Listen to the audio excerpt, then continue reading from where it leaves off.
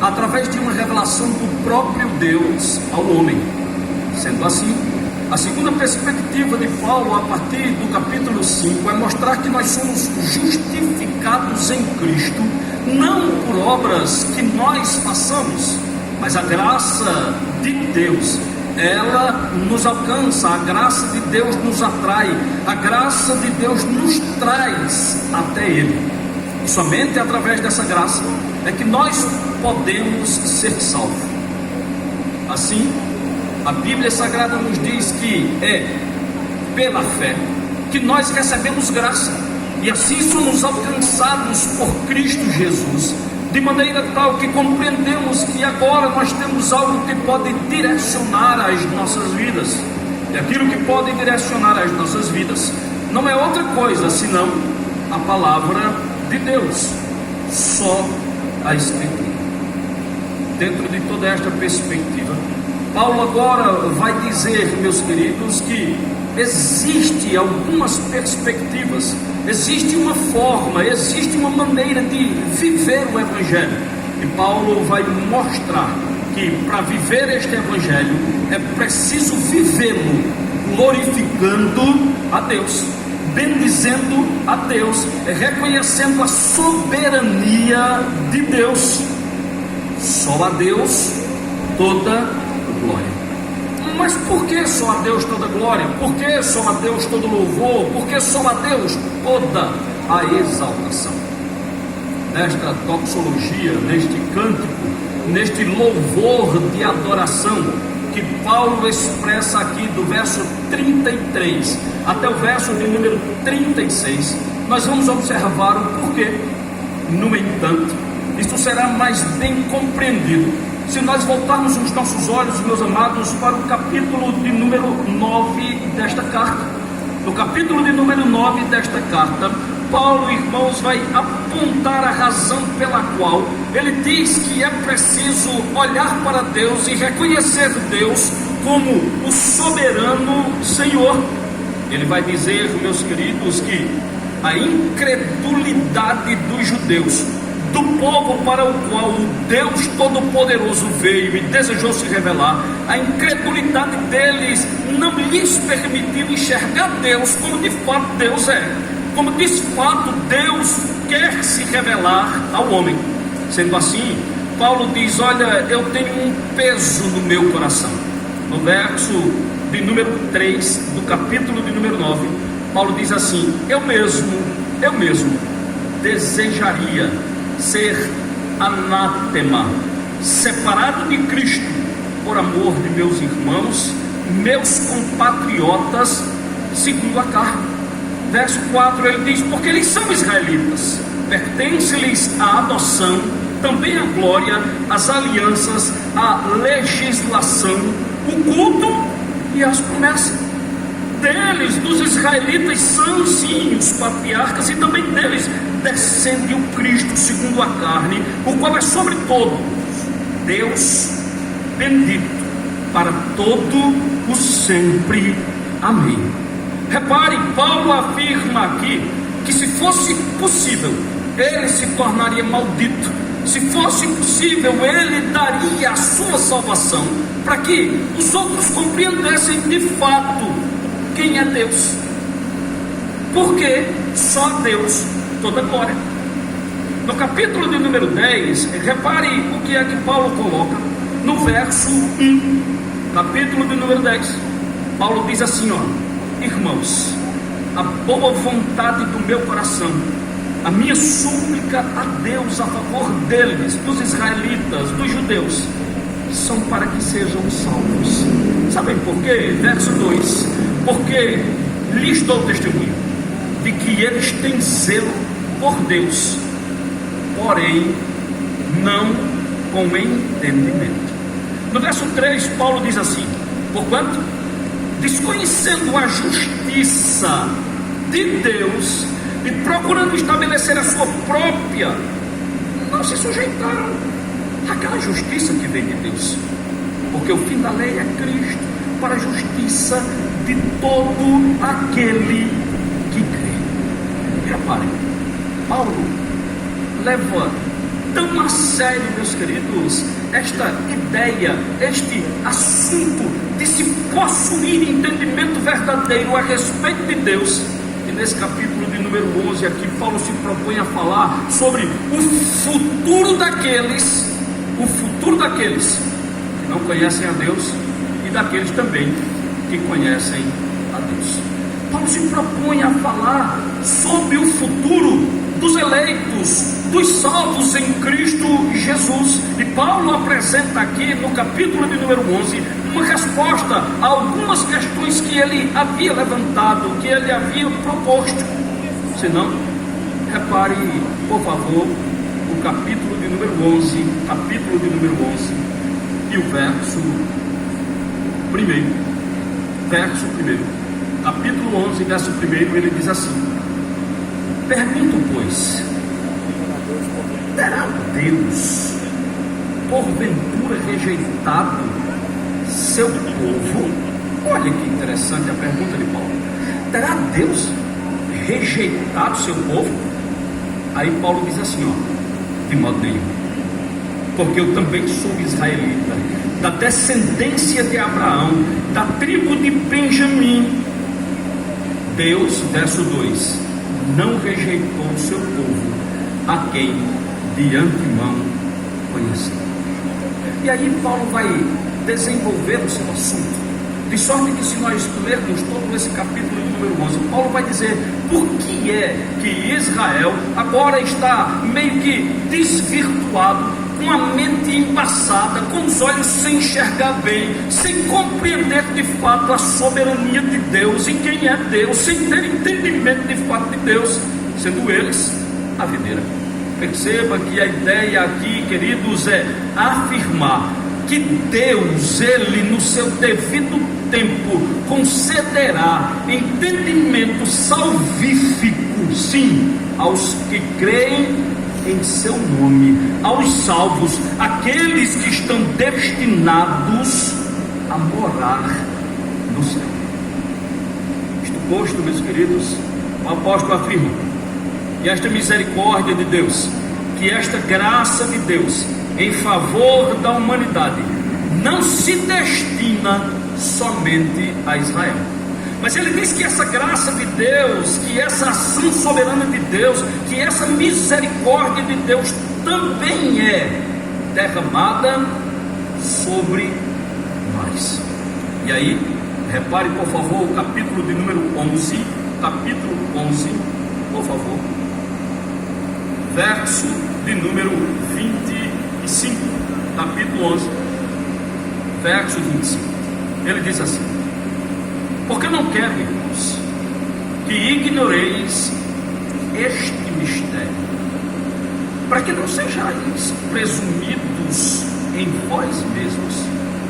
Veio endurecimento em parte a Israel, até que haja entrado a plenitude dos gentios, e assim todo Israel será salvo, como está escrito: virá de Sião o libertador, e ele apartará de Jacó as impiedades. Esta, diz a Bíblia Sagrada no verso 27, é a minha aliança com eles, quando eu tirar os seus pecados. Agora repare por favor o verso 32, no verso 32 ele diz assim, ó: porque Deus a todos encerrou na desobediência. Sabe para quê? A fim de usar de misericórdia para todos. Amém. Percebam aqui qual é a situação. Percebam aqui qual é a perspectiva. Observem o que de fato Paulo está querendo demonstrar, o que Paulo está apontando aqui. Eu compreendo aqui, meus queridos, que Paulo está apontando para uma doutrina que nós precisamos ter entendimento, e a doutrina que Paulo diz que nós devemos ter entendimento é a doutrina da salvação graciosa proposta por Deus em Cristo Jesus, o nosso Senhor, de maneira tal que Paulo mergulha em um clima de adoração a partir do verso de número 33 até o verso de número 36, e Paulo é tomado por uma profunda presença do Altíssimo Senhor.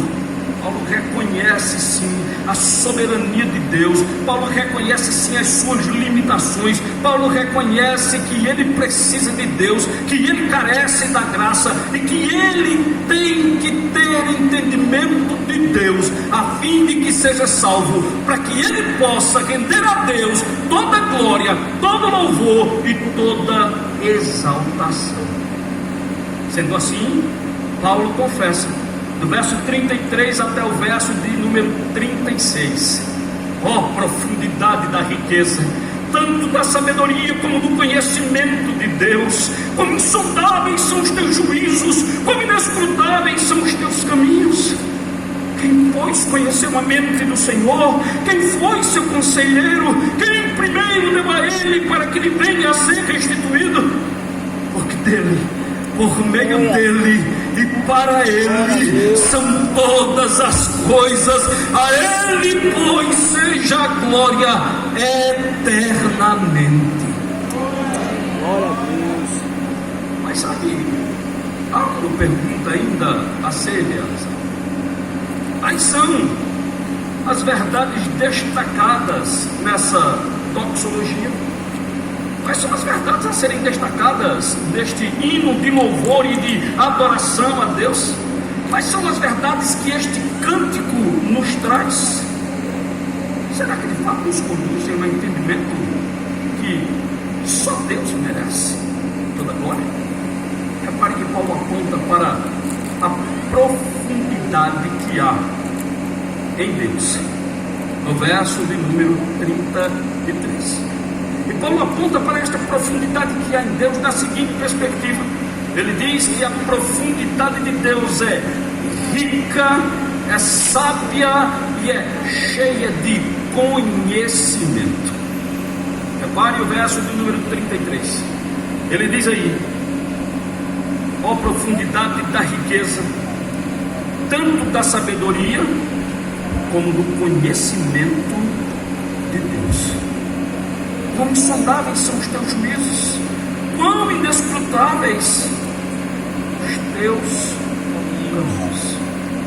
A ideia aqui de riqueza gira em torno de apontar, meus queridos, para a abundância, para a fartura da graça e da misericórdia que só há em Deus.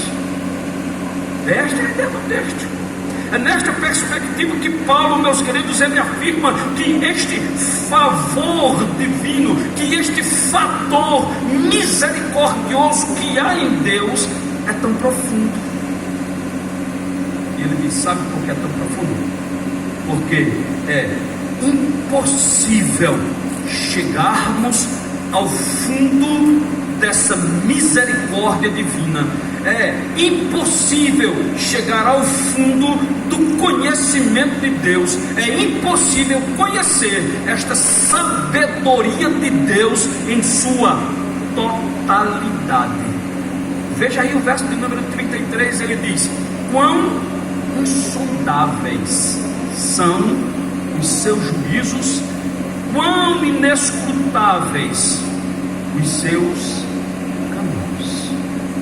Paulo afirma, meus queridos, que esta profundidade é rica em sabedoria e conhecimento. E a ideia predominante aqui, irmãos, é que a salvação, ela é uma dádiva de Deus. E essa dádiva de Deus, ela enriquece imensamente aqueles que são alcançados por ela. Sendo assim, a afirmação que podemos fazer aqui é que a salvação, irmãos, é uma ação de Deus, como já afirmei, e não do homem. É Deus quem salva, é Deus quem se revela. E nesta perspectiva eu concordo sim com aqueles que afirmam que a sabedoria de Deus expressa aqui nesta passagem, meus queridos, é a sua capacidade de selecionar os melhores meios para a obtenção do alvo proposto por Ele mesmo.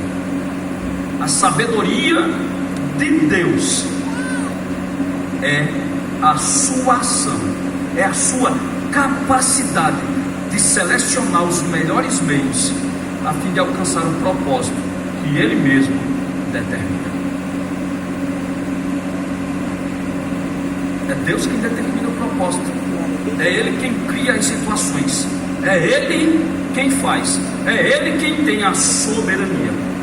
Ou seja, quem quiser pode até tentar, mas nunca conseguirá se aproximar de Deus, se ele não desejar se aproximar de Deus.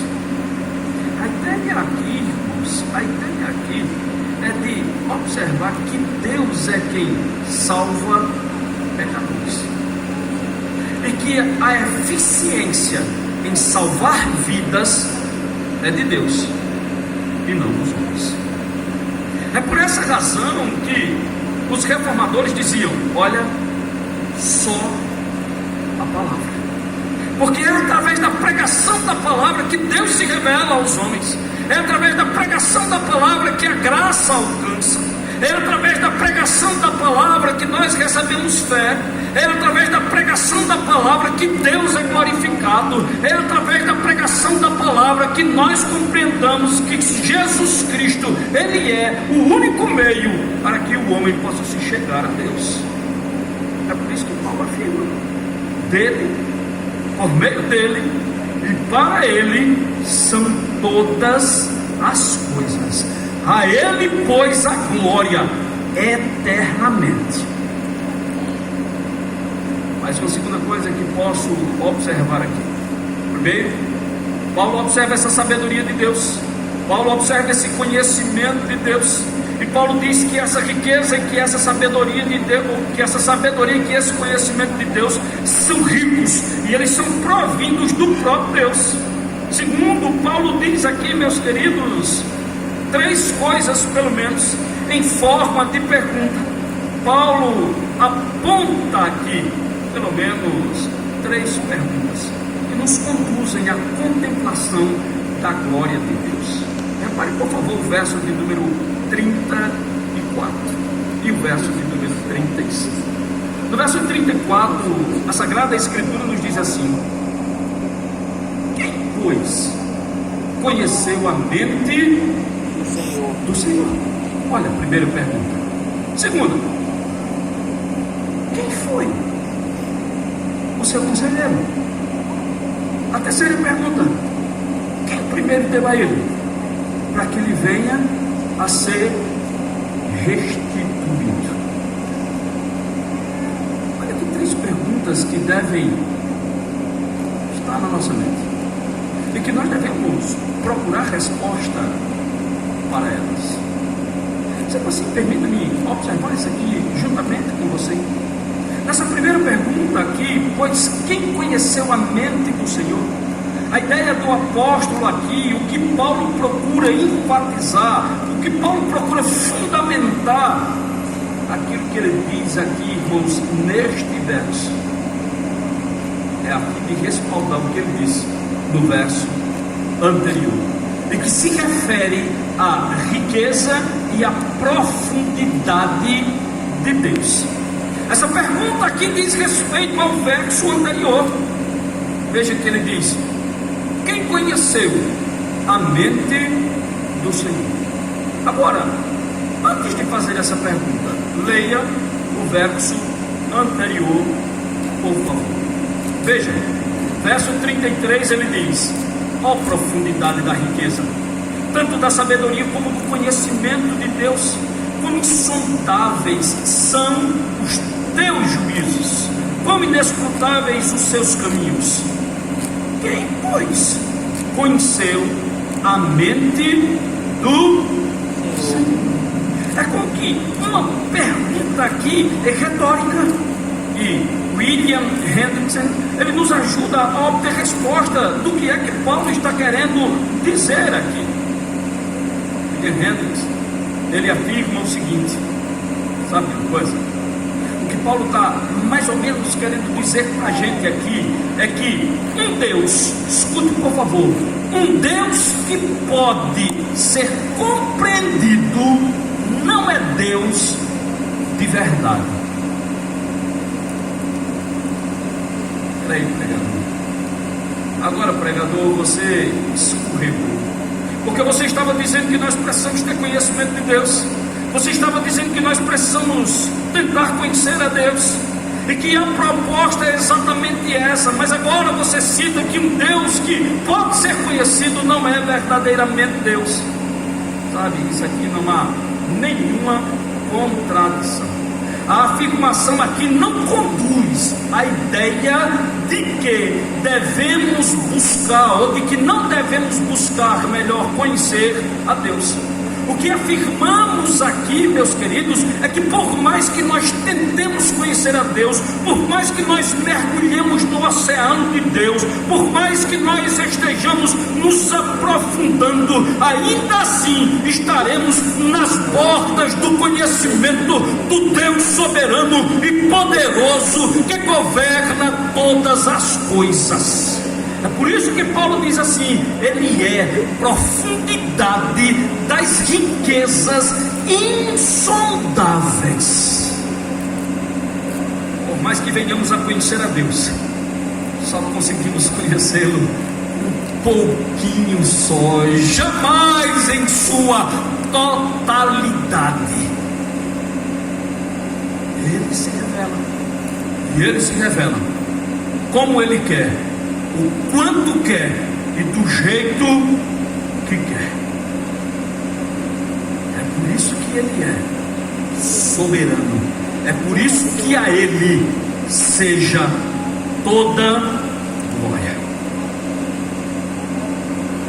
Quando Paulo escreve aos Coríntios a sua primeira carta, no capítulo de número 2 e no verso de número 11, Paulo diz algo a respeito disso. E Paulo diz, meus queridos, que só quem conhece ao homem é o espírito do próprio homem. E aí Paulo diz assim: assim também as coisas de Deus ninguém as conhece, senão o Espírito de Deus.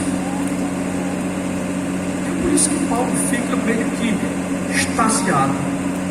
É por isso que Paulo fica tão tomado por essa graça de Deus. É por isso que Paulo fica tão maravilhado. É por isso que essa expressão de louvor de Paulo aqui vem do profundo do coração dele. Ele começa a compreender como um Deus tão sublime, tão poderoso, tão santo, tão tremendo, tão grandioso, ele deseja se revelar ao vil pecador. Como Deus, sendo tão poderoso, deseja alcançar a mim